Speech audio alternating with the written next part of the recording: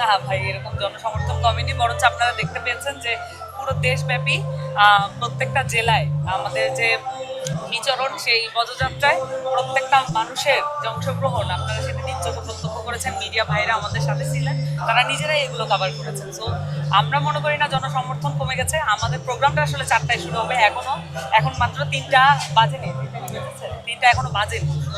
আমাদের জমায়েত শুরু হচ্ছে কেবল 4টায়, যেহেতু প্রোগ্রাম 4টায় আমাদের আনুষ্ঠানিক প্রোগ্রাম শুরু হয়ে যাবে, তখন নিশ্চয়ই আমরা জমায়েতটা দেখতে পাবো এবং মানুষের স্বতঃস্ফূর্ত অংশগ্রহণের উপর আমরা বেসিক্যালি নির্ভর করছি।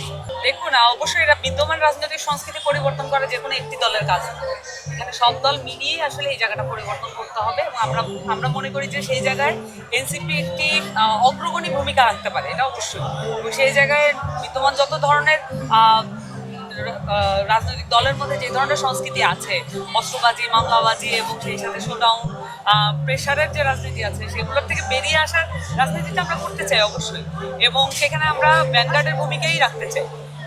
সেই জায়গা থেকে আমরা অবশ্যই আমাদের পার্টি মেকানিজমটাই এমন যে আমরা আসলে এই ধরনের শোডাউনের রাজনীতির বিরুদ্ধে এবং সেই সাথে প্রেশার করার রাজনীতির বিরুদ্ধে এবং মানুষের অসুবিধা হয় এমন রাজনীতির বিরুদ্ধে। কিন্তু আমাদের যে কাজটা, সেই কাজটা তো আমাদের করতে হবে। আমাদের ইশতেহারটা যদি আমরা জনগণের সামনে উন্মুক্ত আকারে না দিই এবং এটার সমর্থনে আসলে কত মানুষ আছে, কত মানুষ এটা স্বতঃস্ফূর্তভাবে সমর্থন করছেন, সেটা যদি আমরা দেখতে না পাই, তাহলে তো আসলে একজন পলিটিশিয়ান হিসেবে আমরা মানুষের সামনে কি বক্তব্য রাখবো?